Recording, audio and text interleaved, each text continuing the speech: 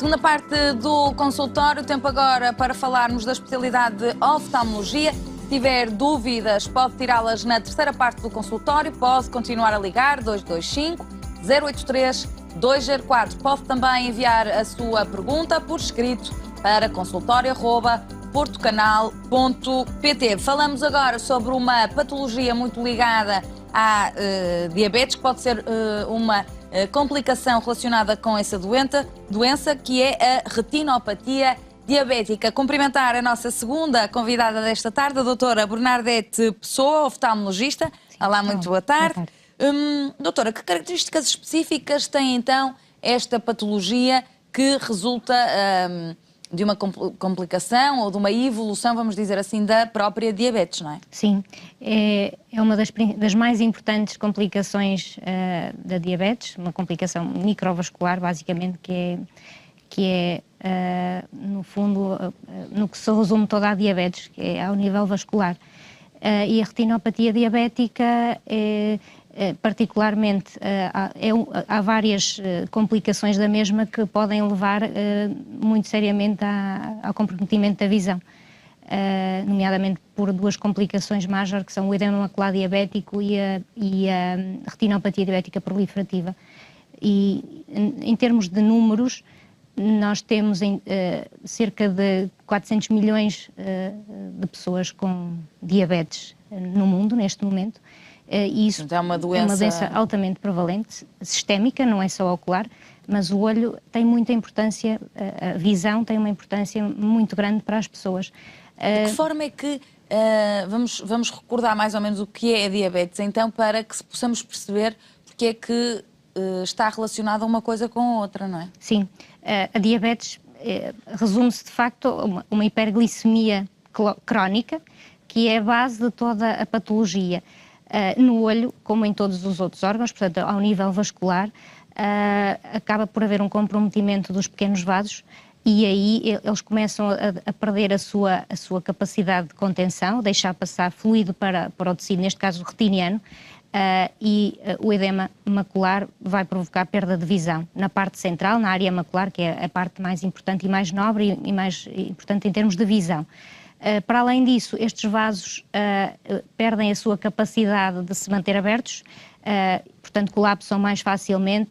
É um ciclo vicioso de reações bioquímicas que não para, porque a hiperglicemia mesmo acaba por persistir. As pessoas vão controlando, quem consegue controlá-la muito bem, esse é o maior desafio no tratamento da doença, mas tem que estar sempre a fazer o tratamento para controlar a hiperglicemia, que é fundamental. E o controle, não é? O controle da glicemia. E depois, quando começamos a ter retinopatia diabética, já é um patamar muito mais evoluído e isso significa que também tem doença noutros órgãos novos também, coração, rim, por todo lado também. Portanto, em termos de grupos de risco, estamos a falar apenas da população diabética, só esta população é que tem risco de ter esta problemática, portanto a diabetes é que origina de facto este problema. Portanto, se a pessoa sabe que não é diabética, em princípio não tem que estar preocupada com a retinopatia diabética. Sim, mas tem que saber que não é diabética. Exatamente. Cerca de 50% das pessoas não sabe sequer que é diabética. E aqui é o ponto, não é? Porque sem sabermos o que temos é que não podemos controlar nada, não é? O problema é que numa fase inicial as pessoas não sentem nada no olho e às vezes em estadios bastante já avançados da doença. E daí a importância de fazerem um rastreio, primeiro da diabetes. Todos devemos saber minimamente se temos fatores de risco ou se somos ou não somos diabéticos, não é? E de que forma é que as pessoas podem atualmente, não é? Bem sei que a doutora é oftalmologista, mas de certeza que sabe estas coisas porque lá estão intimamente relacionadas com a retinopatia. Perguntava-lhe de que forma é que as pessoas hoje em dia podem fazer esse rastreio, saber se são diabéticas e, inclusivamente, perguntar-lhe se há algum exame que permita, desde logo, saber se já há comprometimento dos olhos ou de outros órgãos. Sim, portanto, a primeira coisa é sabermos se a nossa glicemia está dentro dos parâmetros de normalidade, e os médicos de família sabem isso muito bem, e, portanto, a hiperglicemia detectada tem que ser tratada. Isso é diagnóstico de diabetes. E a partir do momento em que se sabe que se tem diabetes, e porque muitas vezes a gente só faz o exame naquele momento, não sabe como é que se estava para trás, sobretudo na diabetes tipo 2, que não dá normalmente sintomas associados à diabetes. Na diabetes tipo 1, os doentes normalmente têm sintomas que lhes permitem saber que são diabéticos logo de início. E, portanto, particularmente nos diabéticos tipo 2, que são os mais prevalentes, cerca de 95% dos diabéticos são tipo 2, eles têm que fazer o rastreio de retinopatia diabética logo nessa altura.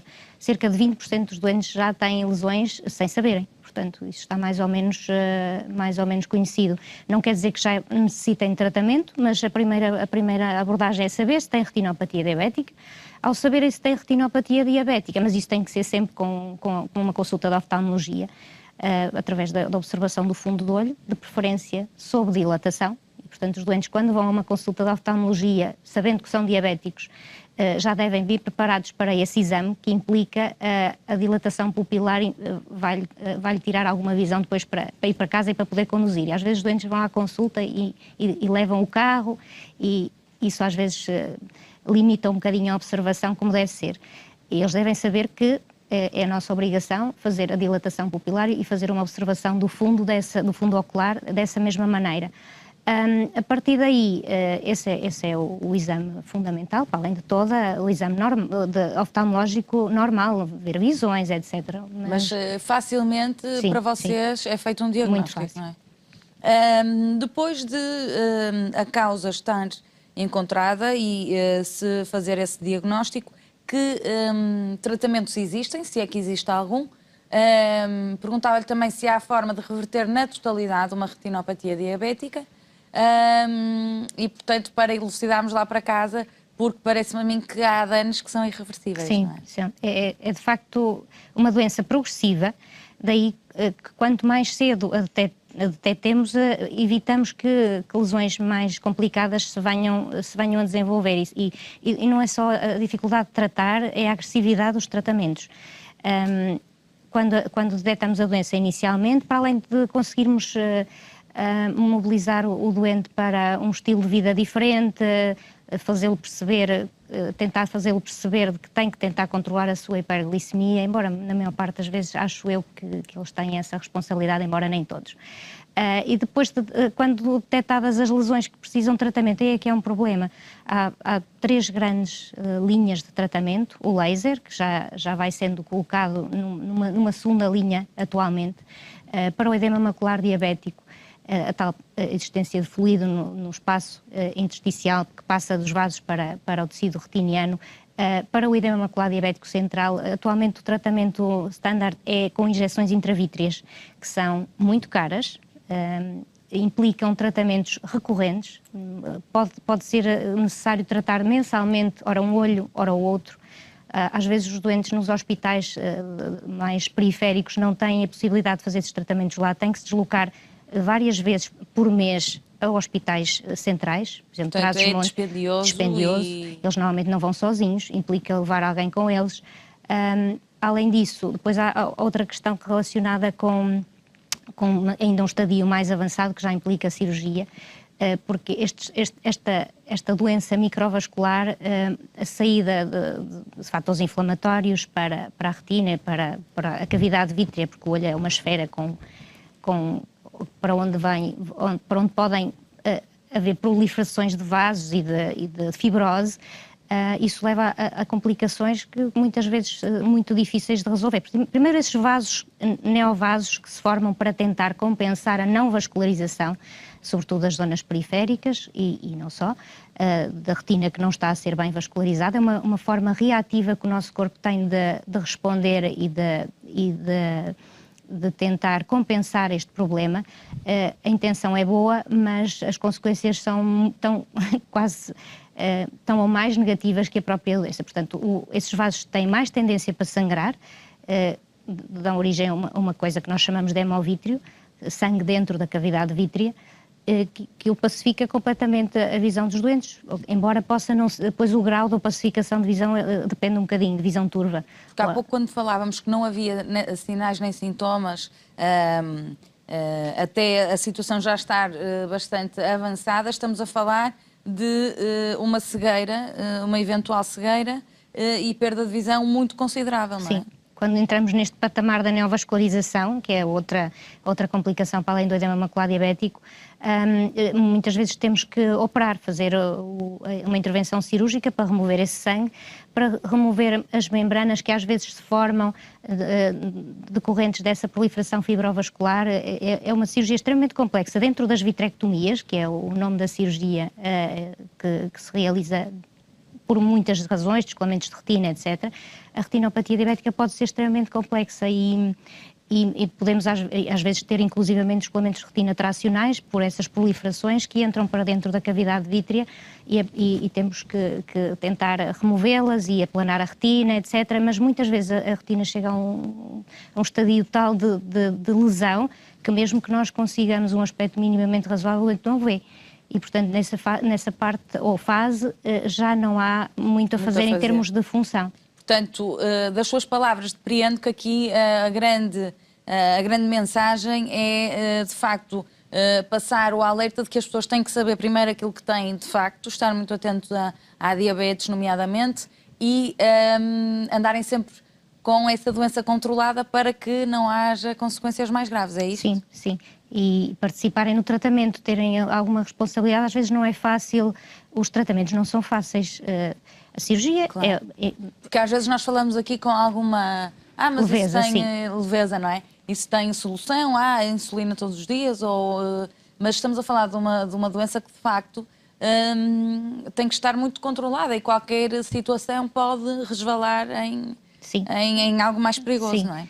E se os doentes muitas vezes falham tratamentos, podemos comprometer o prognóstico da doença, não é? E às vezes é difícil, sobretudo nos doentes que veem minimamente bem, levá-los a comprometerem-se com o tratamento.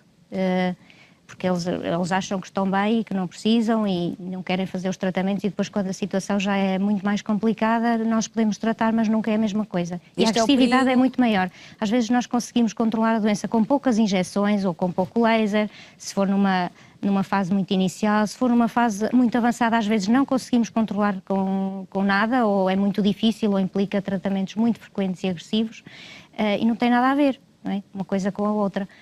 Portanto, todos os doentes que sabem que são diabéticos deverão ir com que frequência ao oftalmologista para que não haja assim uma surpresa desagradável?